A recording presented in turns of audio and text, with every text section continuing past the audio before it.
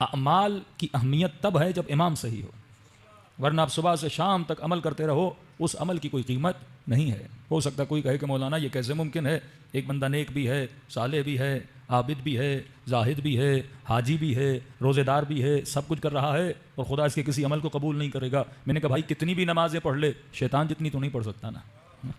4000 سال سے زیادہ اللہ کی عبادت کرنے والا، اور جب کہ خدا کو بھی مانتا تھا، قیامت کو بھی مانتا تھا، لیکن خدا نے کہا یہ من الکافرین ہے، یہ کافر ہے، اس کا کوئی بھی عمل قابل قبول نہیں ہے۔ اس کی مثال بالکل ایسے ہے کہ ایک بندہ صبح سے شام تک نماز پڑھے لیکن اس کا رخ کعبے کی طرف نہ ہو، بھلے واوضو ہو کر آ جاؤ، بھلے مصلی بچھا دو، بھلے بہت خلوص اور خشوع کے ساتھ نماز پڑھتے رہو، لیکن اگر رخ کعبے کی طرف نہیں ہے تو آپ کی نمازیں قابل قبول نہیں ہے۔ تو فرمایا جس طرح قبلہ نماز کعبہ ہے، اور اگر نماز کا قبلہ صحیح نہیں ہے تو انسان کی نماز قبول نہیں ہے۔ اب چاہے وہ قبلہ نبی کے روزے کو بنا دے، اب وہ چاہے قبلہ کسی ولی کی قبر کو بنا دے، کہ نہیں، قبلہ کیا ہونا چاہیے؟ کعبہ ہونا چاہیے۔ تو کہ جس طرح نمازوں کا قبلہ کعبہ ہے، اور اگر یہ قبلہ نہ ہو تو نمازیں قبول نہیں ہوتی ہیں، اسی طرح اللہ نے ایمان کا قبلہ علی بن ابی طالب کو بنایا ہے۔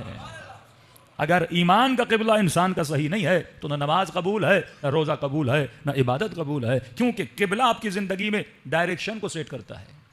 اگر زندگی کی ڈائریکشن صحیح نہیں ہے وہ نمازیں کس کام کی، وہ روزے کس کام کے؟ آپ دیکھیے مولا حسین کربلا گئے، اگر یہ کہیں کہ مولا حسین نماز کے لیے کربلا گئے تھے، روزے کے لیے کربلا گئے تھے، حج و عبادت کے لیے کربلا گئے تھے، تو مولا حسین کے زمانے میں نمازیں بھی ہو رہی تھیں۔ اسی حج کو چھوڑ کے مولا کربلا کی طرف گئے، حاجی بھی بڑی کثرت میں تھے، مسجد نبوی میں بیٹھ کر نبی کی حدیثوں کو سنانے والے بہت زیادہ تھے۔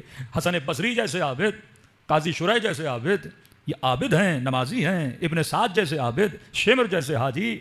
اب ہمارے بچوں کے ذہنوں میں جب شمر کا نام آتا ہے تو سمجھتے ہیں کوئی بہت بڑا اپنے زمانے کا بدماش تھا، یا جب ابن سعد کا نام آتا ہے تو کنسیپٹ یہ بنتا ہے کہ کوئی بدماش آدمی تھا، جیسے کوئی ڈاکو ہوتا ہے، جیسے کوئی قاتل و چور ہوتا ہے جس پہ کوئی 10-15 FIRs ہوتی ہیں۔ جناب یہ ایسے نہیں تھے، یہ سمجھو ہر کوئی اپنی مسجد کا پیش امام تھا، ہر کوئی اپنے وقت کا مفتی تھا، کہ لوگ جن سے حدیثیں پوچھا کرتے تھے، جن سے سیرت نبی پوچھا کرتے تھے، جن کے پاس آ کے جس طرح آپ ایک مولوی کے پاس جا کے دعائیں منگواتے ہو، یہ جان باز جنگ صفین ہیں، یہ میدان جہاد میں لڑنے والے، کسی کا والد فاتح ایران ٹھہرا چکا ہے، بڑے مقدس شخصیات کے بیٹے اور ان کی نسلوں کو آپ دیکھو گے، لیکن کیا ہوا کہ کربلا کے میدان میں آئے اور قاتل ابا عبداللہ الحسین بن گئے۔ تو پتہ چلا انسان 100 کلومیٹر اگر صحیح روڈ پہ جائے، لیکن وہیں پہ ڈائریکشن اگر غلط ہو جائے تو گاڑی روڈ سے اتر جاتی ہے اور انسان دنیا میں موت کا شکار ہو جاتا ہے۔ اسی طرح اگر ایمان کا راستہ صحیح نہ ہو تو نبی نے فرمایا لا اعوجاج فیہ، یہ جو دعا کرتے ہو اہدنا الصراط المستقیم، اے خدا مجھے سیدھے راستے پہ چلا، تو صاحب فرماتے رسول خدا کے ہاتھ میں لکڑی تھی، اور اس لکڑی سے، اس چھوٹی سی لکڑی سے نبی نے زمین پر ایک سیدھی لکیر کھینچی اور دوسری لکیر رسول خدا نے ٹیڑھی کھینچی۔ فرمایا جو صراط مستقیم ہے وہ سیدھا راستہ ہے، ایک ایسا راستہ جس میں کوئی ٹیڑھا پن نہیں ہے، اور یہ سیدھا راستہ بتائے گا کون؟ فرمایا امام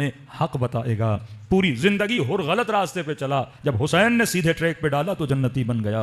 زہیر غلط راستے پر تھا، امام نے صحیح ٹریک دیا تو جنتی بن گیا۔ وہاب کلبی پوری جوانی غلط راستے پر تھا، لیکن حسین نے صحیح راستہ بتایا تو جنتی بن گیا۔ اور مد مقابل ابن سعد اتنا بڑا نمازی تھا، راستہ غلط تھا تو جہنمی بن گیا۔ شمر کا راستہ غلط تھا تو جہنمی بن گیا۔ تو فرمایا یہ امام ہے کہ اعمال کا دار و مدار تمہارے امام پر ہے، اگر امام صحیح ہے تو عمل قبول ہے، اگر امام صحیح نہیں ہے تو عمل باطل ہے۔ صلوات پڑھے محمد و آل محمد۔